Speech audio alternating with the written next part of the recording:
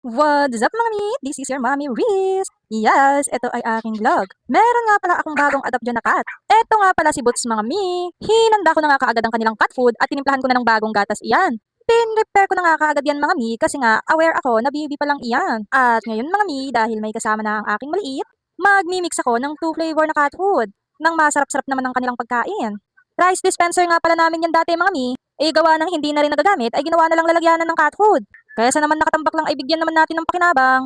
Mag-weekly update na nga lang pala ako dyan about kay Boots mga mi. Gawa ng hindi lang naman sila ang aking alagain. Meron pa akong Pomsky at yung buring-ring ko. Pagpasensyahan nyo na nga pala ang sumisilip dyan ay hindi ko kaagad napansin. Ay kung baga sobrang busy na, plano ko rin palang magpalit ng cat food nila mga mi pero hindi pa sa ngayon. May nirecommend kasi sa akin na parang mas mura pa siya dyan ay baka naman magustuhan nila. Hindi rin naman sila pihikan sa pagkain gawa ng ginagatas ko rin ito mga mi. Talaga namang mga spoiled sila sa akin.